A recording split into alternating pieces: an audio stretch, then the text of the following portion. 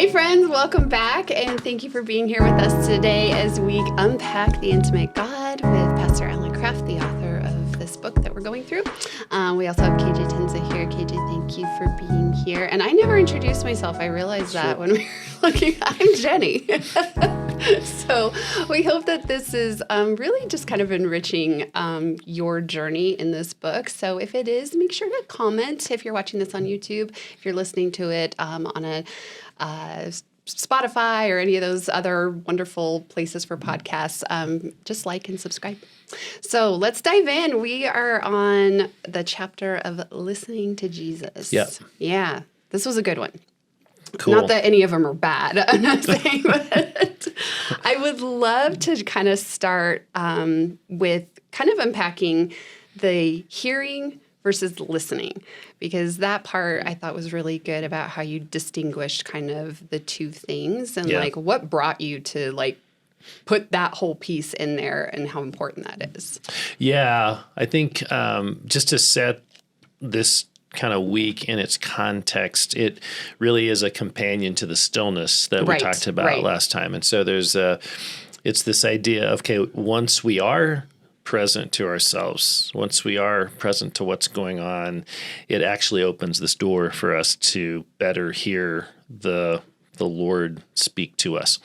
And so that's why this chapter was kind of immediately followed the stillness, wanting people to wade into stillness in this aspect of listening. And yeah, I think listening and hearing, we all know this to be the case in our other relationships when we can sort of be audibly hearing the sound waves of someone talking, but we're not actually listening to them. And I think that's just an important distinction. You know, there might be a train whistle that we hear, but it doesn't really impact us because we're not focusing on it, right? Unless we're at a crossing with the railroad track, and then suddenly we're attentive to that whistle. And so I think that concept is so important in any relationship, really, but especially in our relationship with God, where He is speaking. The question is, are we tuning in? Are we really listening and tuning into Him to hear His voice? Yeah, I probably do that most with my kids. Unfortunately, it's just this white noise sometimes. It's like, stop and listen. It's so true. Yeah. I think that realizing that connection, our listening in our other relationships, I think sometimes there may be some clues why we have a hard time hearing from God. It's because we all tend to struggle or many of us tend to struggle listening to other people because the principles are the same. How do you listen to someone? It's eye contact, it's attention. I'm really paying attention to them versus multitasking. And so we get that in any other relationship. And I think it applies so much in our relationship with God. And stillness then creates the space for us to actually focus our attention on hearing. That's good. And it's harder. I would say it's harder to listen to God. So if someone has a hard time paying attention to someone who's sitting across from you, Jesus is invisible. That's a good point. This is going to be a doozy. and so I am practicing paying attention to an invisible entity. That's a really good point. Yeah. Way to make it harder. I don't know. It's just like, but no, there's something very simple so here. Yeah. Like he's invisible. Yeah. And I have a hard time paying attention to hearing Alan during a podcast, and I have my earphones on. Right. Right. That's a really good point.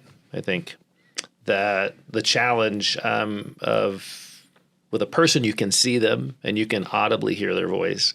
With God, it's a totally different dimension. The listening principles are the same, but we're listening to a spirit being, right? We're listening to God who is not physically, we don't see Him physically. And then He's whispering to our inner being, not speaking typically to our, audible, our ears, physical ears. Like, so, and if people are trying this and they're like, I don't hear God, I'm like, of course you don't.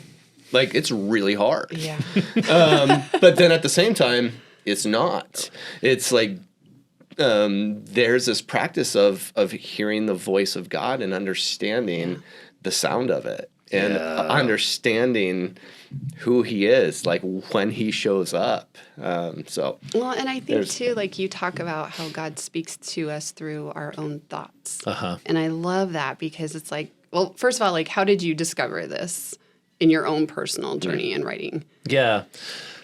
I think I heard someone articulate that a couple years ago, and when I heard it, I just thought that's exactly how I experience the Lord. Let's say I'm asking him a question and I'm trying to journal, and I'm just going to write down the thoughts that are coming to my mind. I realize it's not like Shakespeare is dictating to me all of a sudden because I'm hearing from God, and now the sentence is filled with a bunch of these and thous. And no, it's kind of the way I would hear it and the way I would say it, which I think it makes sense. He's speaking in our vocabulary. Exactly. Right. And to our inner being.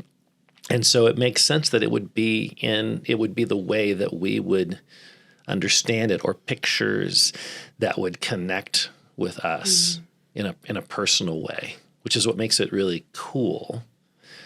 And it's not a formula. It's that familiarity, like you were talking about, something we learn, we grow in. And there's something exciting about that. Rather than, I don't hear God speak, well, let's lean in and let's learn how he communicates to you and to me. And there's a relational journey there that I think makes it exciting. Yep. How about you? What? How about me? What? Well, I love to hear, I guess maybe how do you guys differentiate the fleeting thoughts versus the thoughts that carry this weight? I think there's a couple of things. It's the character of God. I'm really big on the character of God. Okay. And are the things I'm hearing in tune to the character of God throughout the biblical text? And then, of course, the biblical text itself. Does the biblical text uphold the things that I am encountering God in, and the things that are being said and the things that I'm experiencing? And then there is a voice that I've come to understand that is him. And I don't question it anymore. So that's me. Wow. That's great. There is something so, I love there's something so personal about that when you say, does it kind of sound like Jesus? Yep. Does it sound like what we know to be true of his character? Yep. And that's huge, because so often what we initially hear sometimes is condemnation, or it's voices from our past. You're not enough, those kinds of things. And so I love that idea of, as we're hearing, and I think that's part of the process of learning to hear and to listen, is to just pay attention to whatever thoughts come to mind. Don't assume all of them are from God, but at least kind of get them on paper, or get them in, you're listening, you're trying to kind of turn the faucet on. And so, maybe some crud's coming out, it hasn't turned on in a while, and some water, but that's okay. It's like the flow is going. And then you can step back once here's what I'm hearing. Then you can step back and evaluate and say, okay, what is this? Does this sound like Jesus? Does this resonate with his character? Does this align with Scripture? And so then you can do sort of some of the testing and weighing of it afterwards. But when we start with that, I got to know for sure if this is from God or not. It's almost like we put a we freeze up in needing to know whether it's from God on the front end, and that sort of hinders the flow. So I feel like the fleeting thought, let's start paying attention. Let's get the flow going. Let's ask the Lord a question, and then just what thoughts come to my mind, and start paying attention to those. Right. And then you can evaluate. It's the pressure we feel. I'm going to ask the Lord a question, and we feel this pressure. This has got to be from God, and is this from God or not? And we sort of heighten the level of anxiety when I don't think we need to. Sometimes, a fleeting thought, it's really just a fleeting thought, right. But that's okay. What I find with fleeting thoughts is that sometimes when I'm paying attention, so I ask the Lord a question, then I'm just paying attention, a fleeting thought actually might begin to feel more weighty. Mm-hmm. Suddenly it initially felt like a fleeting thought, but now as I'm thinking about it, I'm just wondering, wow, it feels like there's some weight to that. I got to jump in. I got to tell you guys a story because this just happened. So I typically have a quiet time at like 5 to 6 a.m. So it's early. And that's important because I'm having this quiet space. And I began thinking I'm hungry for tacos. And I don't eat tacos a whole lot. There's something about the spices I'm not into. And then I think, okay, I've not had tacos forever. And then I think about this college boy 15 years ago I ate tacos with, but I've not seen him since. And then I started thinking about him and how did he end up? And then I thought, I'm going to pray for this guy, right? So on Sunday, I'm at Cracker Barrel. And there's this guy staring at me, and then I kind of, avoid him a bit, because he just keeps staring at me. And then he comes up to me and says, KJ? And I'm like, yep. And he goes, and he says who he is. And I'm like, I seriously was just thinking about having taco. And then he and I talk for 15 minutes about how God has transformed him and his life. And it was so cool to feel prepared by God to have that conversation so he felt seen. If I would not have thought about him, I would have forgotten about him. And so he would have come up and I'd be like, But I had this whole huge experience of God bringing up who he had been and our story, and that all began by being hungry for tacos. Seriously, that was wild for me. But speaking of a fleeting thought. Yeah, it was totally oh man, I'm horrible at this practice because I'm thinking about tacos. That's so good. Yeah. That's such a great story. And I think it just gives us a freedom and almost a sense of adventure in wading into this and not being so tacos, is that from God or not? But letting your mind just kind of go with that and where it led. And then this confirmation, which is amazing.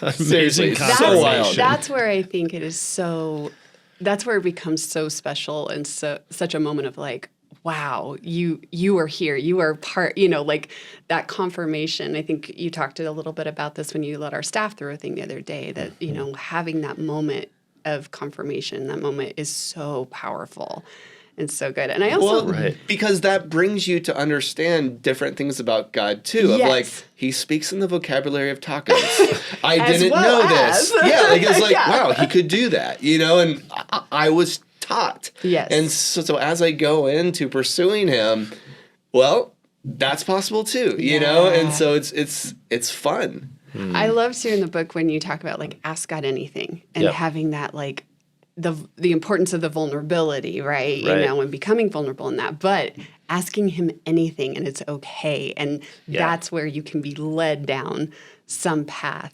of, tacos or something else. But I would love for you to kind of unpack that just a little bit. Yeah, I really do think, we're talking about listening, being a good listener. a crucial part of that is asking questions, right? Mm-hmm. I mean, when you ask a question, then you're waiting for the other person to respond. It seems ironic to me that in our relationship with God, I think many of us, we rarely ask him a question. And that to me had been a little frustrating in my past, trying to listen to God. Okay, I'm setting aside this time and it's quiet and candles are lit. Speak to me. Right. About anything in the universe. Speak to me. That was sort of challenging. What I have found is that questions help narrow the focus. Right. So then when I'm asking him, God, why am I feeling so anxious about this conversation later today? And then I wait. See, then I feel like the Lord is able to minister specifically to that place in me. And then I pay attention to the things that come to my mind in response to that question. So I feel like you don't have to ask questions. You obviously weren't asking a question at that moment. You were just paying attention. And this desire for taco started to stir up. But there are times when I feel like there is something, it's kind of what we talked about last time. There's a part of me at the table that feels like it needs attention. I'm feeling anxious about this. And so what would it look like to invite Jesus into that space and then ask him about it? Why am I feeling so angry at this person? What is that anger about? And so suddenly the question becomes a way to listen kind of with focus, kind of direct our listening, which I've just found to be really helpful. I don't always ask God questions, but there are times when I do, and it really helps me pay attention to what I'm hearing, because now there's a specific response. I mean, a specific opportunity for him to respond related to something that I'm wondering about. Right. Or that's, taking that space in your brain and taking that focus in your own brain. Yep. So I think that's great. Well, I think you might have already kind of answered this, but just to kind of wrap up, I would love, as people are going into this, because this could be completely new, to anybody, to a new believer, to somebody who's very seasoned. Like, what is your kind of like pastoral encouragement in like diving into this? If it's new.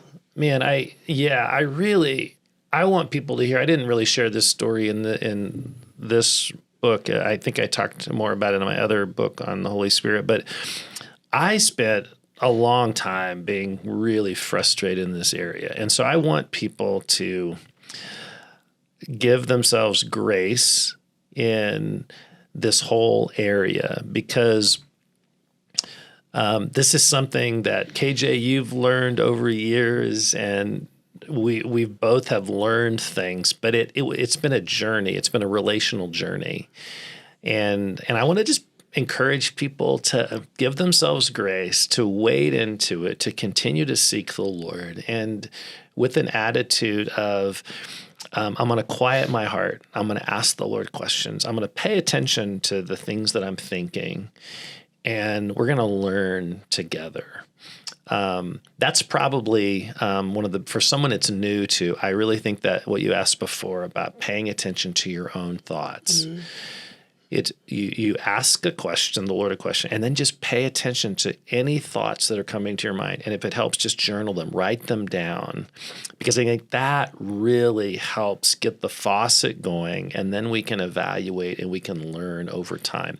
For me, early in my journey, part of my frustration, I think, was I was expecting dramatic lightning bolts from heaven. I was expecting HD quality visions. If I'm going to hear from God, it's going to be so unmistakable that you couldn't ignore it. And then you look at Scripture and realize he's whispering. Yeah.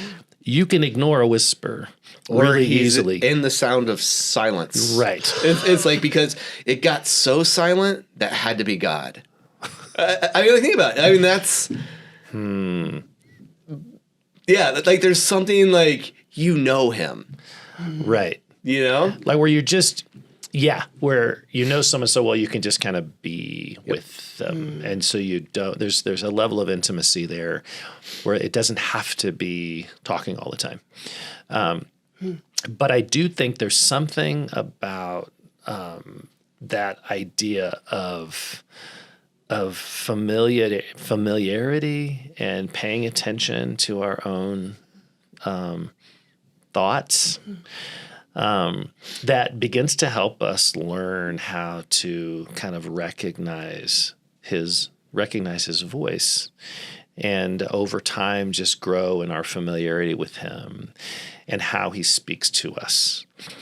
But this brings it back to the practice of stillness, right. and that I think becomes a critical part, because how else do you hear someone's whisper unless you're leaning in, right. and you're attentive to them?